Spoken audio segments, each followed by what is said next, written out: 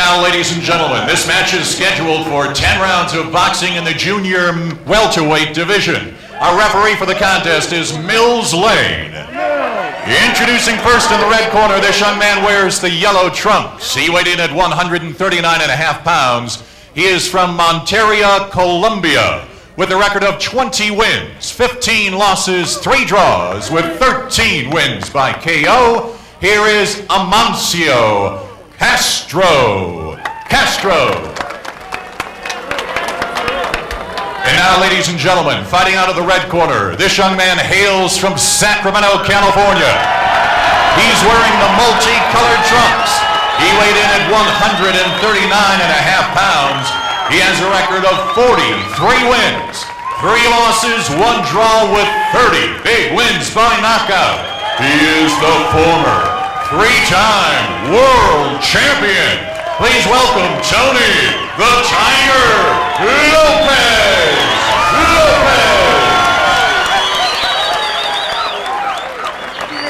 Well, it's always great to have the Tiger, Tony Lopez, back into the squared ring. Malcolm Garrett getting the mouthpiece ready for him, and Mills Lane waiting for a couple of words of instruction.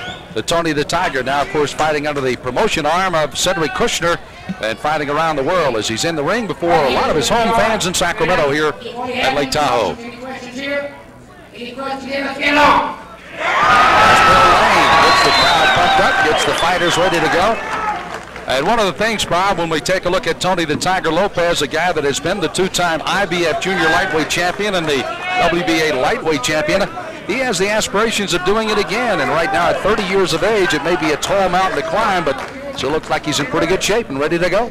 I'll tell you something, Sam. At the weigh-in yesterday, I looked at Lopez. He looks tremendous at 140 pounds. He really seems to fill that out well. He's strong. You know, guys that get later in their career, they just don't have it in them to suck all that weight off them anymore. And I mean, to me, he looks real good at 140, and I think he's well capable of winning his 4th world title at that weight. So Lopez in the stripes and stars and the gold trunks belonging to Amancid Castro out of Colombia. He's 33, 5'7", weighed at 139.5. Same weight that Lopez weighed in at 43-3-1, his record with 30 knockouts. Managed by his dad, Sal Lopez Sr., trained by his brother, Sal Lopez Jr., with Malcolm Garrett again working in the corner of the former champion, Tony the Tiger Lopez. Castro's a very awkward guy. He doesn't really seem to even have his legs in. He's heavy-footed at this point in his career, but he's still very dangerous, and you can see he pulled the trigger on the right hand early in the round. He missed with it, but it was a dangerous. He's got death written on everything he throws, Sam. 2-time national Colombian champion, and there was that wild right hand that he tried to land on Lopez. Tony waded his way in with a right hook. Yeah, Tony had brilliant success last time with looping right hands over Larry Lacourcier's bringing his left hand down low, and he's looking to do the same thing with the Colombian in here today. Bring him down to that angle and loop that big right hand up there. By the way, in addition to the stars and stripes of the United States flag, certainly the colors of Mexico also in the trunks of Tony Lopez today. So he's covering all the bases. A little bit, yeah. He's got that kind of fan support all over, and he's earned it. And even in South Africa, you know, he's a very well thought of fighter, and he loves the fans over there. Well, that was because of the great wars he had with Brian Mitchell. I mean, you talk about classic battles. I guess the draw had to be one of the best fights ever of all time. Really, and also his fights with Tabella after that.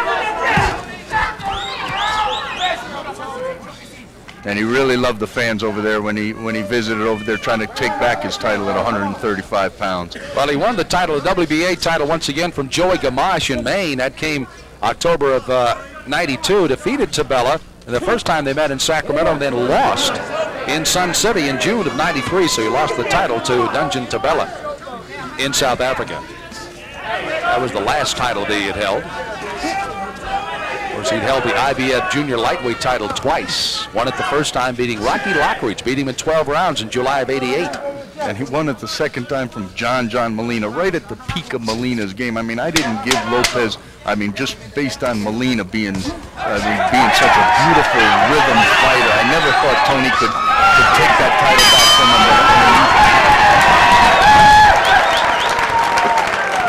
So as Castro finishes up the fight in the first round in his corner, doesn't have far to go, while Lopez has crossed the ring. And again, those people working on him in his corner, once again, a family affair going on. Lopez, again, you said carrying that 139.5 very comfortably. Don't know a lot about Castro. He does have a fairly decent, I mentioned the two-time Columbia national champion with a 68-6 amateur record. But he's getting the attack coming from Lopez, who forced him on the ropes and then went to work on him here. Yeah, Tony, I mean, he tried to pull his own head out and loop the right hand in its place. It's a trick that he does very, very well. Pulls his head out either on the left side and tries to hit the guy with a hook and follow it up, or to the right side with the right hand. So very comfortable on his stool, getting his instructions. The feeling out, I assume, is over. For round one, we head for the second, scheduled for 10 today. Tony the Tiger Lopez, three-time world champion, out against the glow trunks of Armando Castro from Colombia. And two good right hand by the champion Lopez. Back Castro up for a moment, but he's right back for more. Like I said before, Castro doesn't really have his legs underneath him, and Tony needs to take those nice little quick steps with those quick feet of his and get himself into a position, roll his head just like he's doing, and he's looking for the right hand. But Castro's a dangerous guy. You know, his record's kind of turned around at this point in his career. I remember when he fought back-to-back for the WBO title, having a draw in his first fight with Mauricio Aceves from Mexico and losing it on a tough 12-round decision on the second go-around. Castro again throwing some pretty good combinations at the former champion Lopez.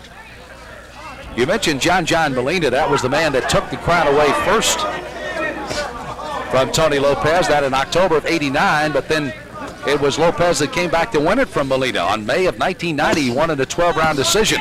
Then set up the historic battles, the draw with Brian Mitchell as he goes to work on Castro here. And this is Tony trying to set it up with body work, and he's got Castro in some kind of trouble right now. Castro almost helpless. Mills Lane watching on closely. Lopez trying to finish it out in the round two. Castro taking a lot of punishment, still a lot of time as you see it here.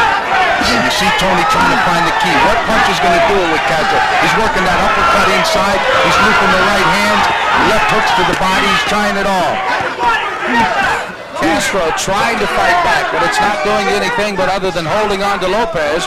And Castro looks like he may have survived that war. Wow, he looked like he was going to go down at any moment and survive, and comes back throwing punches now. Lopez is so loose, though. You see him getting low, bending at the waist, taking the power off of Castro's punches. Castro's got all his weight on his heels, Sammy. You can see, you know, when a guy's toes are up off the canvas and he's walking forward, that's not a good sign. Oh, nice uppercut by. Oh, and he's hurt him again. Start off with that uppercut. This one's over. Mills Lane stops the fight in the second round. A TKO win by Tony the Tiger Lopez. TKO in the second round, stopped by Mills Lane after just an enormous amount of punishment thrown on again by Tony the Tiger. And certainly Castro, O-line, we'll say it, had him by the tail today, and the Tiger turned it on him again after unleashing a brutal attack. He goes right back after him again. He traps him on the rope here, Sam, and he's looking. See that left hook to the body, then he comes up to the top. He's got Castro. He's just trying to find what punches are going to work here. His overhand rights he doubles up on, then he calms himself down, comes back over here, looking for the right hand. Then he'll go back down to the body, trying to slow Castro down. Looking for the key to unlock the door, and he finally found it. And there's that great uppercut, one of the best punches in Tony Lopez's arsenal. So let's take a look at the end of the fight again as it's finally stopped by Mills Lane. And watch out, Tony, once again, as Bob pointed out, waited for the punch that would work.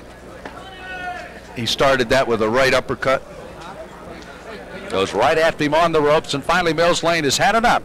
And Castro is through for the day. Let's check the official stoppage. Here is Jim Hall. Ladies and gentlemen, the fight ends at 2 minutes and 17 seconds of the second round. Winner by technical knockout, Tony the Tiger Lopez.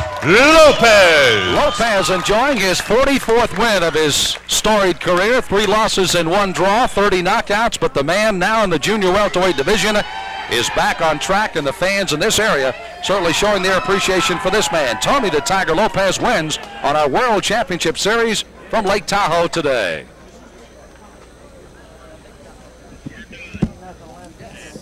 Ladies and gentlemen.